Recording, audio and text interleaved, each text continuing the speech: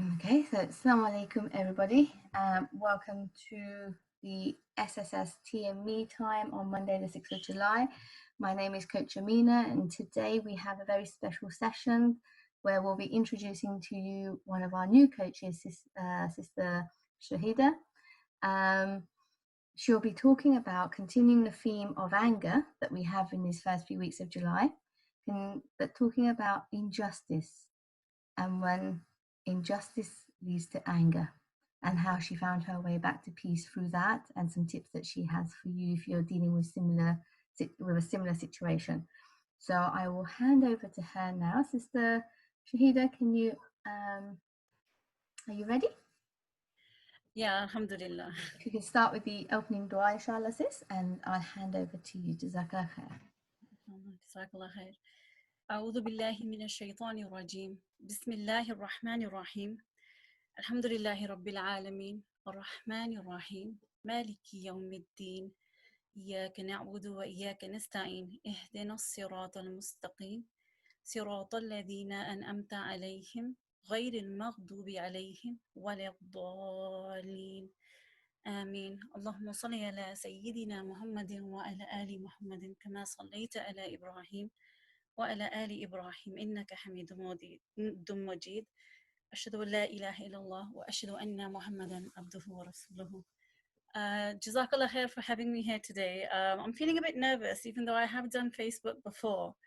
I think it's because this topic, anger, it's quite a heavy subject, and it does run deep with a lot of us. We feel anger for different reasons. It could be when we don't get what we want, when our children aren't listening to us. And they're sort of like momentary sort of sessions of anger. But I think nothing runs deeper than feeling anger over an injustice or prevailing wrong that seems to be hitting you. Because it's often a build-up and it's a reaction that we have to deal with rather than, so which is often the problem lies in the reaction to the situation, because we can either choose to react or respond. It's something actually with injustice, it's the only time actually Allah allows anger. So we know that, if Allah has given us the ability to be angry, it doesn't necessarily mean it's wrong in the right context, and it depends on how we react to it. For example, like we know that during the time of the Prophet ﷺ, there were situations where even the Prophet ﷺ got, felt an injustice, but it was also always how, what the Prophet ﷺ taught us was how we respond to those injustices. And to be honest, it's the only time I think anger reared its ugly head in me. I used to sort of be quite happy with the fact that I wasn't someone that held on to anger. I wasn't someone that could be easily put into a situation where I could be angry. But when situations were hitting me that were constantly wrong, I was being placed in a situation where I couldn't fix it. I think this was the main thing for me. Was I used to pride myself in it being able to fix the situations around me. So if there was a problem, I like to find the solution.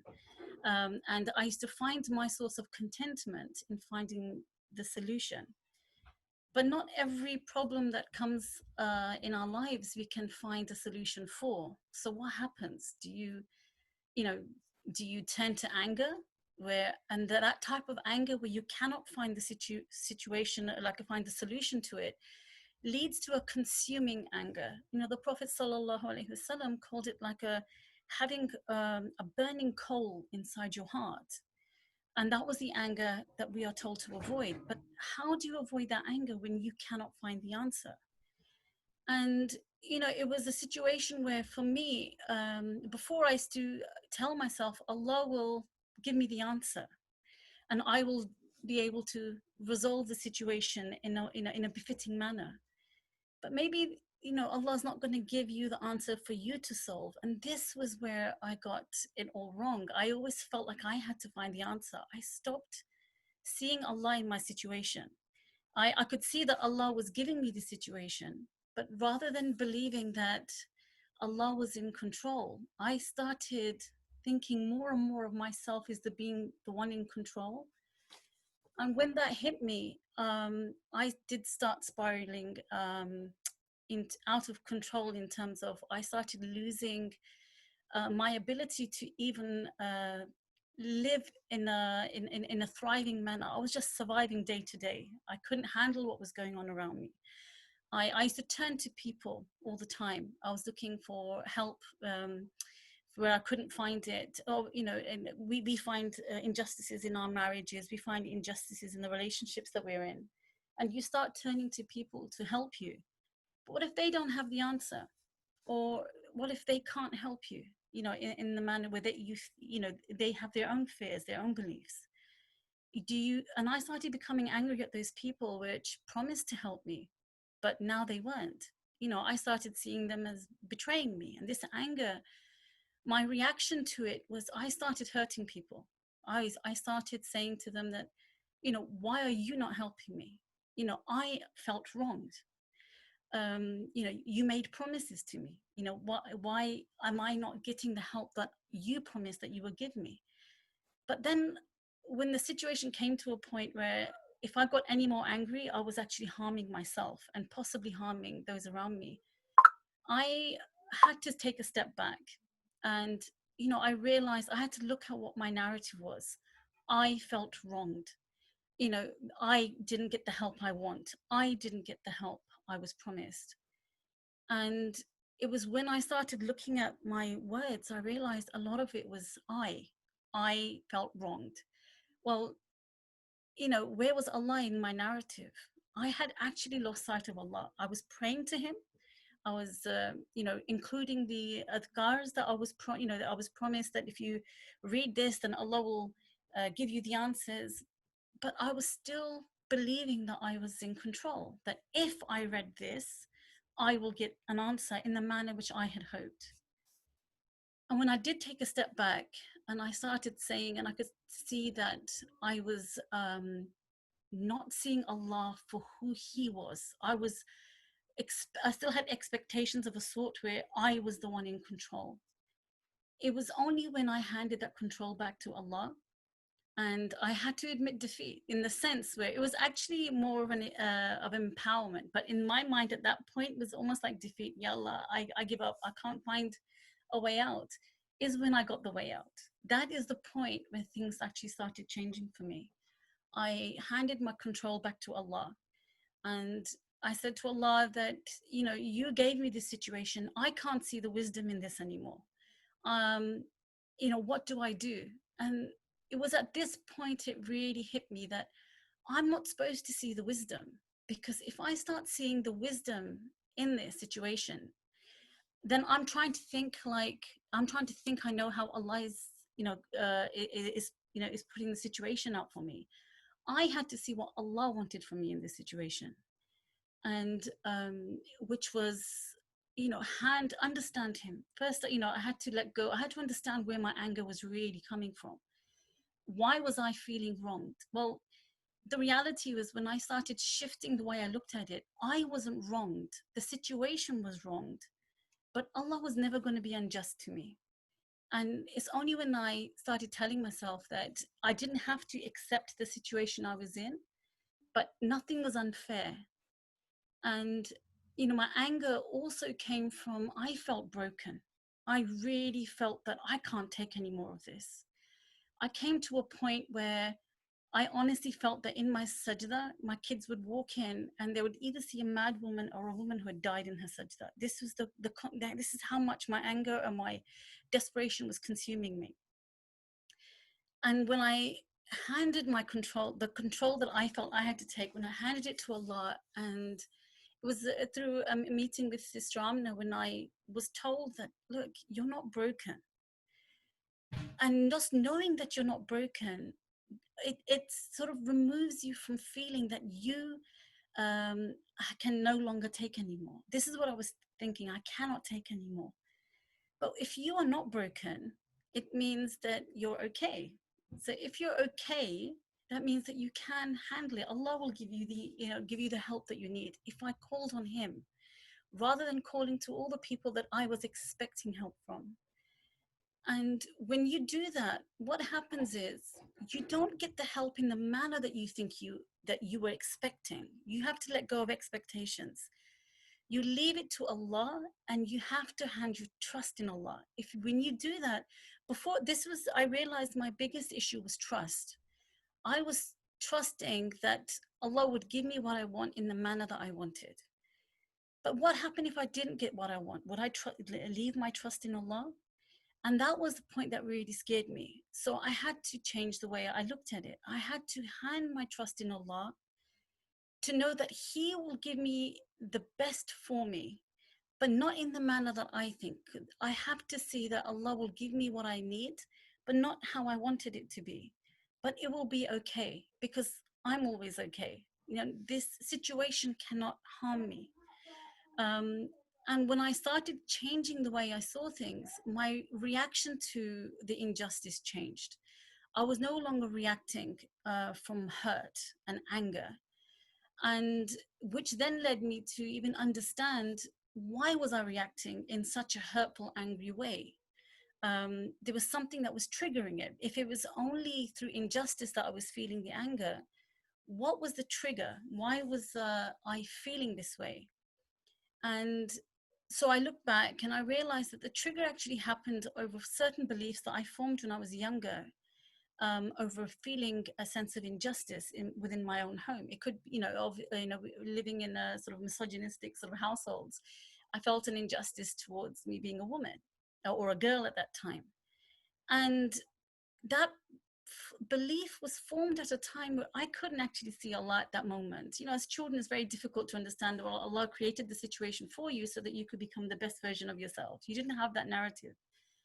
So when that belief is set, you react to your situation even in later life coming from that belief. So I had to change my essential belief is that Allah is the one in control, that Allah will never wrong you. So even if you are in a situation which is unjust, I can only respond rather in a way that Allah would want me to respond. I had to let go of feeling that I was being wronged. I had to understand that Allah will never never do an injustice towards me. And it helped me see clearly the actions that I needed to take, because I was actually spinning around and around, like a hamster in a hamster wheel. I was trying to find all the answers, but I was just stuck in one place. When you turn to Allah in any given situation and you connect your heart back to Allah, that's when you see doors open in ways that you will never even believe. And I found this. I was stuck in a situation where I had never, I wouldn't leave the house without permission. I would literally be at the service of others all the time. And I had defined my self-worth by my serving them. And I felt that my way to Allah was through serving them. And if those very people that you serve treat you unjustly, you lose your way to Allah. This is what I was finding. I never doubted His existence. I never doubted my Islam, but I couldn't feel the connection with Him. I actually felt at one point that Allah didn't love me. And when I was told and I was actually shown that your connection with Allah is not defined by anyone other than it's the relationship between you, there is no in between. Then I started changing the way I looked at my situation. I didn't need to be sitting in injustice for me to be of value, or to gain my importance. What was important was when I asked the question, well, who am I?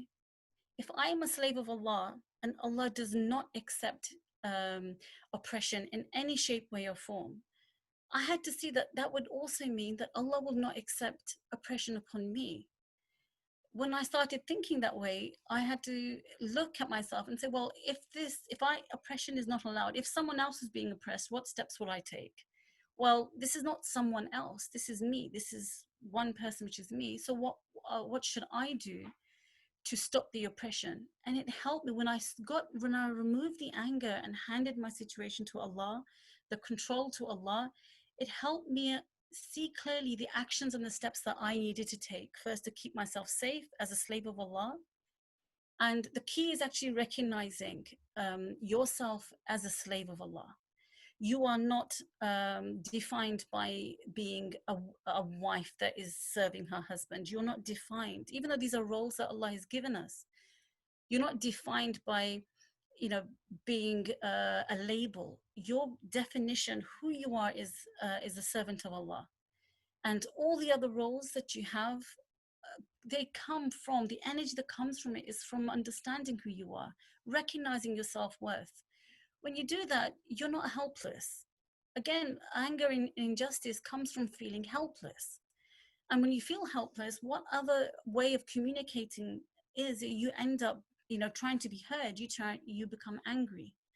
When you realize that you're not helpless, that Allah is always with you, Allah's madad, His help is always with you, and Allah has promised that He will, you know, through His beautiful name Al-Hasib, that He is the one who holds to account. I was actually seeking, I wouldn't say revenge, but I was waiting for that day where I could say to the ones who had caused me pain and injustice, this is the day that I will get what I want. And I was waiting for that day. And then, well, what if that day didn't come? Would I stop, you know, trusting in Allah? I let go of that. I handed the muamala to my situation to Al-Hasib. He was the one who was going to hold to account. So therefore, it took away the burden upon me. I didn't have to hold anyone to account. All I needed to do was know what Allah wanted from me in that situation. And that moment shifted everything for me. It helped me, you know, define my boundaries even. Anger also comes if you don't have healthy boundaries. I had no boundaries. To the point where anyone called me, I would go running. I didn't, you know, I felt that this was what I had to do. And I had erased and it completely eroded my own identity. So I had to question again, coming back to I am a slave of Allah, that's my identity. Setting healthy boundaries. Once you set healthy boundaries, you feel safer, you feel secure, you're more grounded. So naturally the anger then leaves you because you're now no longer in a situation where you are feeling that you know, others have the right to come and hurt. I wouldn't say hurt, because no one can hurt you unless you allow them to hurt you. That again will come through the way you think. If you think in a broken way, that's where the pain comes. If you disconnect from that and understand that no one can harm you except with Allah's permission, and you seek Allah's help, and you know, you keep yourself you know, asking Allah constantly, what do I have to do to keep this slave of Allah safe? And so that, you know, if you are in an abusive marriages, you know, leave. You know, there's no, if you are in a situation, often anger also came in because I didn't know what the answer was. We are told that women have to serve our husbands. So if we're serving our husbands and there's an abusive marriage, you get angry, and the anger can even turn and affect your iman, because you feel that Allah, you're told that you should stay in a marriage despite the abuse. So that's where the anger steps in. But when you know that it's actually a duty to protect the slave of Allah from oppression, then you can take actions to even move away from an abusive marriage. And it shifted everything, just understanding who my identity was and giving myself self-worth. Then the anger itself left me. And it, you know, some people say it takes time. It doesn't take time if you really recognize what Allah wants from you, the why Allah created you. And you know, that it led me, you know, ala bi dhikrillah tatma'innu al-qulub. It, no doubt, by connecting my, you know, in remembrance with Allah, in understanding what Allah wanted from me and how I could connect back to Him through His beautiful names. Because if you connect back through His names, you know what Allah is expecting you to do in that action. You know what actions to take. Like Allah is Al-Adil. He's the one who's just. He's never going to be unjust. So you don't have to worry about any perceived injustices. Allah is going to look after the justice. You just take over. You just take action in what you need to do. And you know, Hasbunallahu wa ni'mal wakeel. Allah is enough to suffice for me, and He's my protector. Again, understanding that gives you clarity and understanding, as a slave of Allah, what do I need to do to keep myself safe? And when you feel safe and protected, the anger it leaves you, because you're no longer feeling as if you have no one to look after, that one's looking after you. And that, in a nutshell, for me, is how I managed to release on that anger. And when I do feel it coming, when I hand it back to Allah, and it really does calm me and it give me that peace that I was so desperately in search of. But no, Alhamdulillah. Jazakallah khair. Sister Shahida, that was very powerful to hear. And listening, I love the journey that we've taken, and I've seen you grow through this journey and now go on to helping other sisters. MashaAllah, it's an amazing journey. But I remember those key moments for you where it was dropping, like realizing, as you said, you're not broken. The whole "I can't take it anymore" came from it's breaking me. So you explained that so beautifully, mashallah, and going on to the various ways that this injustice kind of makes us feel angry. The perceived injustice, and it's not to say that there isn't an injustice. There is a wrong, but it took you away from being the victim. And that shift from being the victim to being able to be empowered by being the slave of Allah and setting your boundaries for yourself. And for some of us, for some people, you can do that within the situation, and for some people, you have to take yourself out of the situation. And every situation is different. But while you're caught in the injustice and the anger and feeling like the victim, it's very hard to find that strength to set boundaries for yourself, whatever that may be. Do you agree?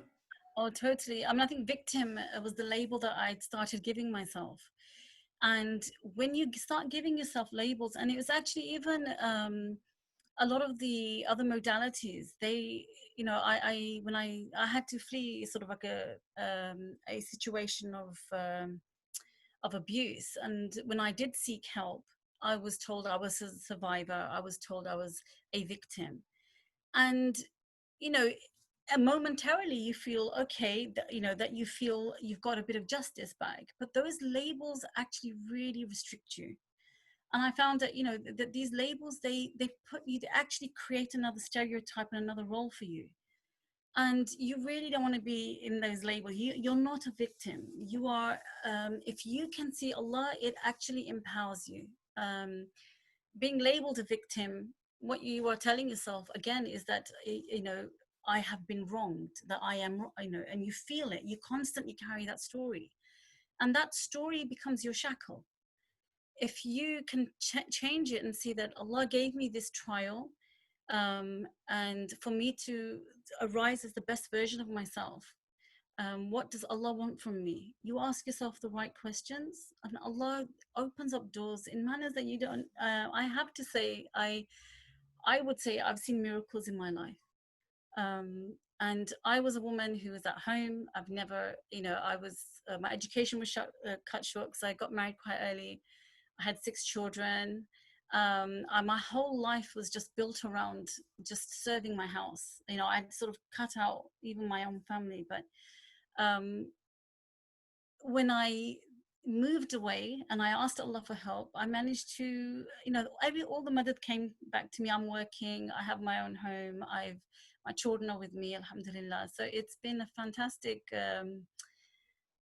the process has just taught me so much, alhamdulillah. Meeting and just coming in, because I was dealing with other modalities. I went off and learned NLP. I was doing certain healing techniques, but they still weren't getting to the cause. They weren't getting to the core of actually shifting what I needed within me.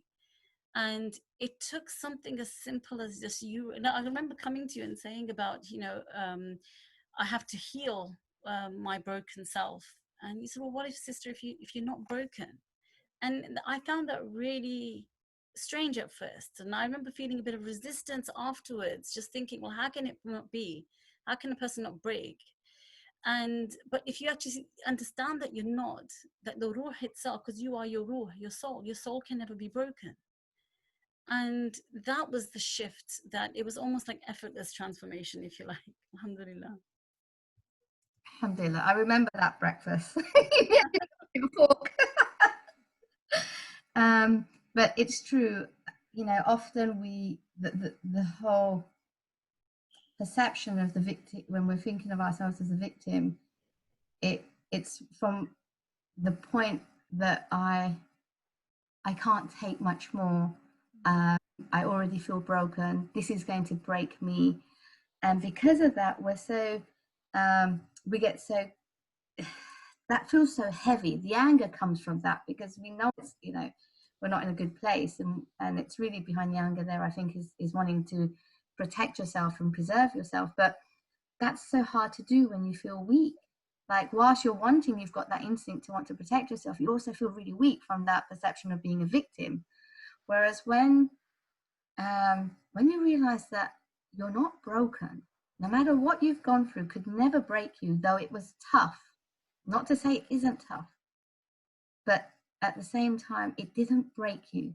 That strengthens you, and that strength that you find in being a servant of Allah, you're being, you know, in who you are, that Allah is taking care of you, that Allah will never be unjust to you, that Allah is always protecting you. The strength you find in that is what gives you the strength to set your boundaries.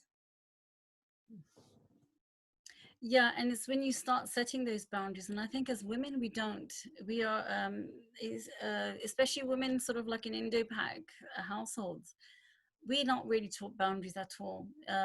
Your boundaries are pretty much, you know, set by others, and you're working constantly within other people's boundaries. You don't actually have your own, and that leaves you very vulnerable. And slowly, like the anger does build up. You sort of have, you know, in the Quran, it actually describes it as, you know, Allah subhanahu wa ta'ala, he describes anger in different ways. You know, the outer manifestation of anger is called ghadab, but the inner one is called ghaith, and that's the one that festers inside. So you may not see it on the outside. That's literally the meaning of it, is that you may not see what is in the outside, but it's actually consuming you inside. And then there comes a point where you feel that's the straw that broke the camel's back. And so, you know, anger in any form, if it's, you know, whether it's outwardly manifest or it's inside, it's really harmful. And if you don't find a release for it, like an understanding, like, you know, the biggest outlet of releasing anger is actually handing it back to Allah. And when you and anger, you know, as I said, comes from so many different sources, mainly from, and this particular one, injustice. It's one that is really hard. But when you know that Allah is not unjust, you know that that does make such a big difference.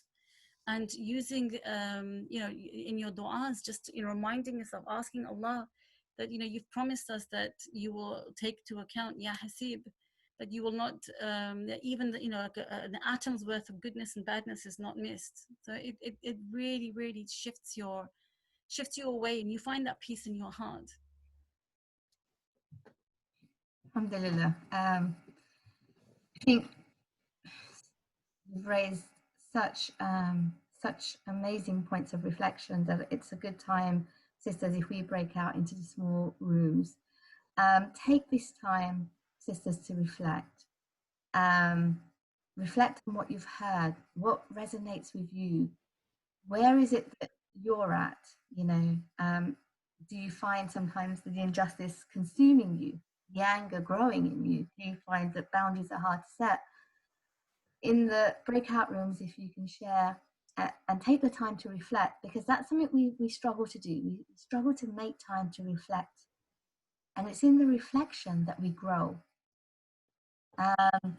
So take the time, sisters, you know, maybe take a few minutes each to take turns in the room.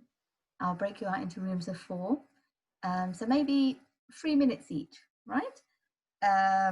Of just sharing your reflections and taking a bit of time to reflect on what did you gain from Sister Shahida's experience and her journey and what she's taught.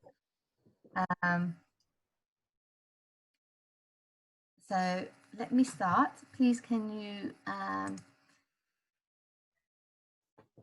join the rooms? Oh, actually, I'll add you all in now.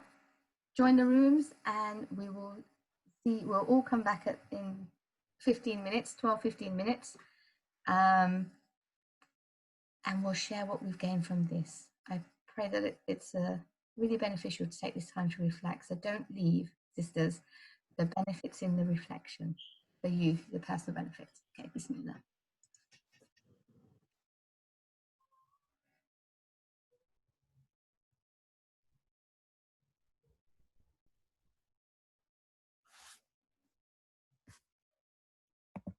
Right, so all you sisters listening, just accept your invitation to the breakout room.